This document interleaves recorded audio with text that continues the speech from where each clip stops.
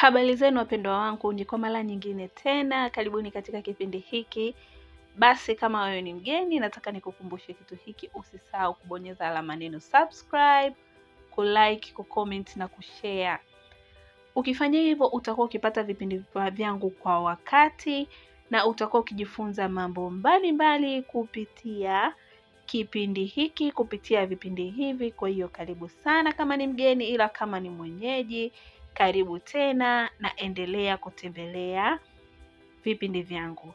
Wapendwa, leo ni siku nyingine tena ambayo nataka kukufundisha kitu muhimu sana. Hichi kitu kikijua, basi utakuwa umejua kitu ambacho kitakusaidia sana.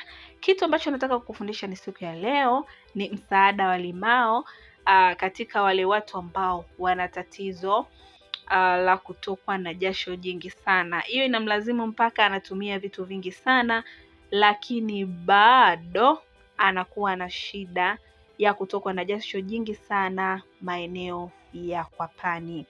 Sasa kitu ambacho kitaenda kukusaidia ni kitu kidogo sana. Wapo ambao wanatumia deodorant au wapo wanaotumia vitu ambavyo vinaweza vikawasaidia kukausha makwapa yao, lakini tatizo bado linakuwepo. Sasa mimi naenda kukufundisha njia rahisi sana ambayo ukiwa nyumbani utakata limao lako kama inavyoonekana hapo kwenye skrini yako mpendwa wangu, na kitu utakachokifanya ni kujisafisha vizuri kwa pani na utalipaka limao. Kama una safari una sehemu unaenda utakaa muda mrefu sana, au kuna sehemu unashinda muda mrefu sana na unashindwa kumaintain jasho lako la kwapani, sasa limao litaenda kuwa suluhisho lako zuri sana. Ukimaliza kukata, basi hakikisha umepaka limao lako sehemu za kwapani kama nilivyoweza kukuonesha. Utaliosha vizuri, utalikata na utapaka yale maji yake, alafu utakaa nayo kwa muda wa dakika 5 tu.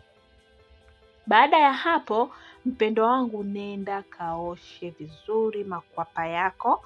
Ukimaliza kuosha, usioshe na sabuni wapendwa, tusikilizane vizuri. Utaosha kawaida.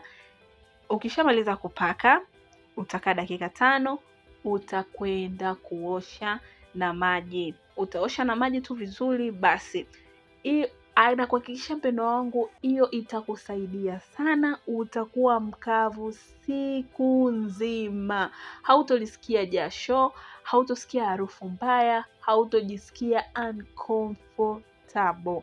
Hii kitu ni nzuri sana na nimeamua leo kushare na nyie kwa sababu ni kitu ambacho ni kizuri, na kama una tatizo kama hilo litakusababisha limao litakusababisha ujisikie vizuri, ujisikie mwenye tabasamu, ujisikie mwenye amani, ujisikie vizuri, kwa sababu tunajua jasho linamfanya mtu anakuwa uncomfortable.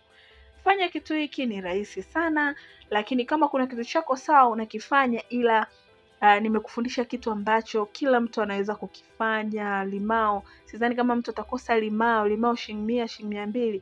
Ni kitu ambacho kitakusababisha uwe mkavu, uwe maintain harufu nzuri mwilini, hautopata jasho lile kali, utakuwa mkavu, utakuwa na hali nzuri sana. Kwa hiyo kitu ambacho nimeamua kushare na wewe mpendo wangu leo ni kitu kama hicho.